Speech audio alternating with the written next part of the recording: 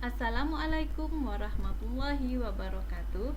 Saya Kiki Sutantri, SPD peserta Latsar CPNS Kelompok 2 Pemerintah Kabupaten Sambas. Saya akan menjelaskan tentang manajemen ASN. Apa itu manajemen ASN?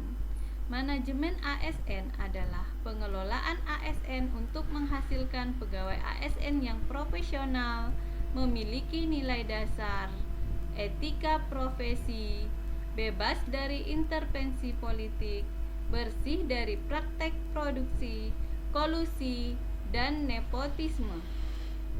Fungsi seorang ASN adalah sebagai satu pelaksana kebijakan, pelayanan publik, perekat dan pemersatu bangsa.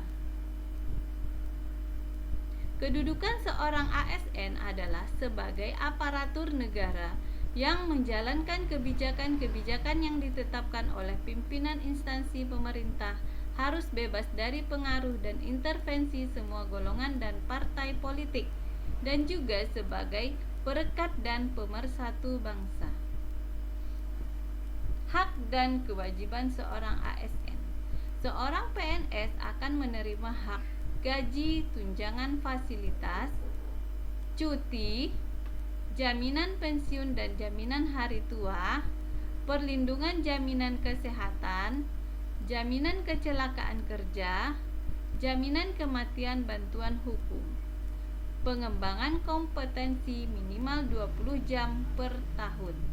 Sedangkan PPPK atau P3K akan menerima gaji dan tunjangan, cuti, perlindungan jaminan kesehatan, jaminan kecelakaan kerja, jaminan kematian bantuan hukum, pengembangan kompetensi. Kewajiban seorang PNS adalah harus setia, taat pada Pancasila, Undang-Undang Dasar 1945, NKRI, pemerintah yang sah, menjaga persatuan dan kesatuan bangsa, mentaati peraturan dan perundang-undangan, melaksanakan tugas dengan penuh tanggung jawab, pengabdian, dan jujur, menunjukkan integritas dan keteladanan dalam sikap, perilaku, ucapan, dan tindakan kepada semua orang, penyimpan rahasia jawaban dan hanya dapat mengemukakan rahasia jabatan sesuai dengan ketentuan peraturan perundang-undangan, bersedia ditempatkan di seluruh Indonesia. Kode etik dan kode perilaku ASN adalah harus 1. Melaksanakan tugasnya dengan cermat dan disiplin. 2. Melaksanakan tugas dengan jujur, tanggung jawab, dan berintegritas tinggi. Yang ketiga, melayani dengan sikap hormat dan sopan tanpa tekanan. Yang keempat, melaksanakan tugas sesuai peraturan perundang-undangan. Yang kelima, melaksanakan tugas sesuai dengan perintah atasan atau pejabat yang berwenang selama tidak bertentangan dengan ketentuan peraturan perundang-undangan etika pemerintah. Yang keenam, menjaga kerahasiaan yang menyangkut kebijakan negara. Yang ketujuh, menggunakan kekayaan barang milik negara secara tanggung jawab, efektif, dan efisien. Yang kedelapan, menjaga agar tidak terjadi konflik kepentingan dalam melaksanakan tugasnya.